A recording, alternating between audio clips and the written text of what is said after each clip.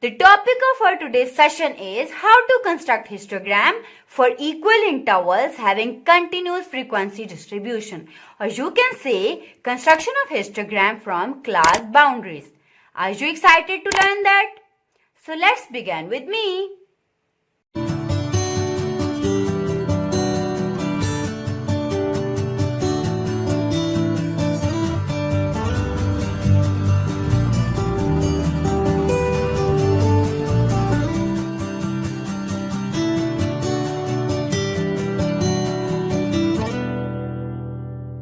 Bismillahirrahmanirrahim and Assalamu alaikum.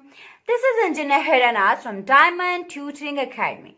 Welcome to our today's session. Today we are going to discuss construction of equal intervals histogram for continuous frequency distribution. Understand? Let's start with an example which says make a histogram for following distribution of marks, and we are given class boundaries and frequency. So what we have to do? First of all, we have to draw two perpendicular lines. Let's do that. Vertical line for y-axis and horizontal line for x-axis. Mark here x-axis and here y-axis. Now, first step is to mark the class boundaries along x-axis, because in this case class boundary is independent. Understand? This is not depending upon frequency, and we always plot the variable here which is independent and here which is dependent. Frequency is depending upon class boundaries, but class boundaries are not depending upon frequency. So we mark here class boundaries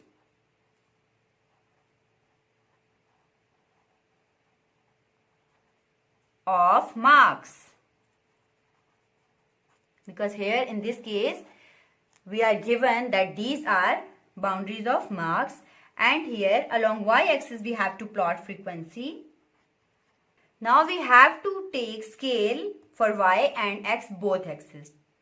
To take a suitable scale for x-axis and y-axis, have a look here. Equal intervals. Equal interval means the gap between this is same. Understand? Means if the gap between this is 10, then 10 is here, 10 is here, 10 is here, 10 is here, and 10 is here. So what we have to do? We have to plot these here. So we can plot here from minus 0.5 to 9.5 there is a gap of 10. So what we can do? We mark here 0 and here 0.5.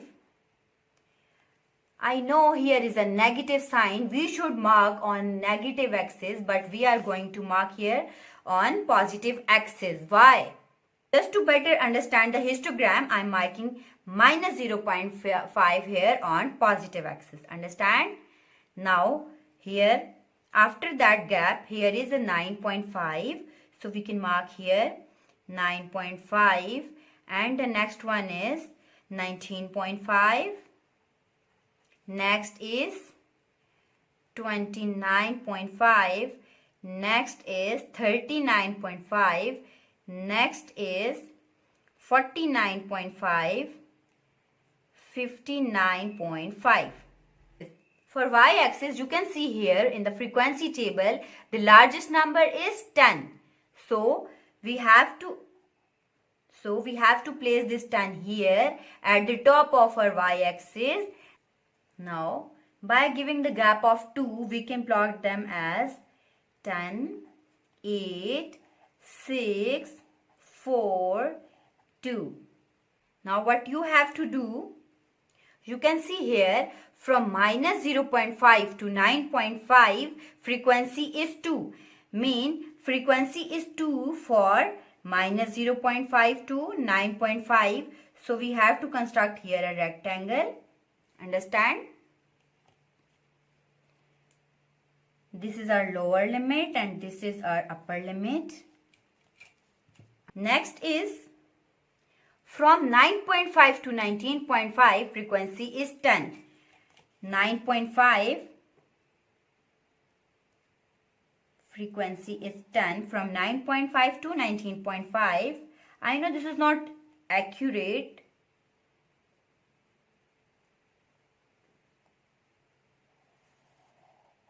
Measurements are not accurate just because of human error.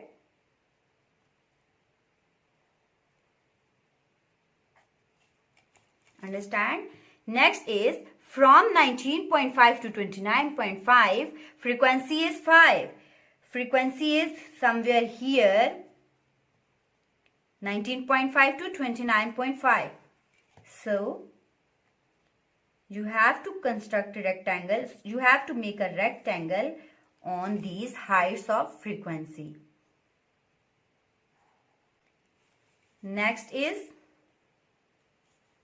29 to 39, 6. So 29 to 39, 6 is somewhere here. So you can plot here along 6.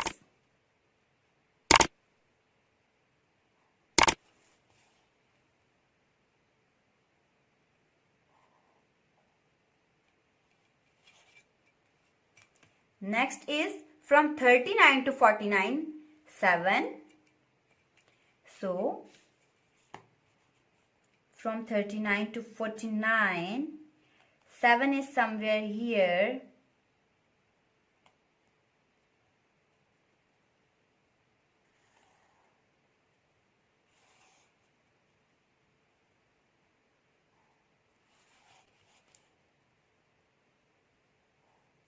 Understand? Next is from 49 to 59, 1. 1 is somewhere here.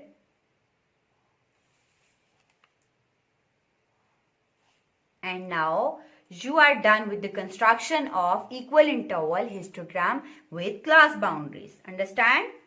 Let me recall this whole process. Whenever you are given equal interval continuous values of frequency distribution and you are asked to construct a histogram from class boundaries and frequency, what you have to do? First of all, you have to draw perpendicular lines for x and y axis, and then what you have to do? You have to mark independent variable along x axis and dependent variable along y axis. Then you have to mark these values corresponding to each other, and then at the end you have to draw rectangles starting from lower limit and ending at upper limit of the height of frequency. Understand?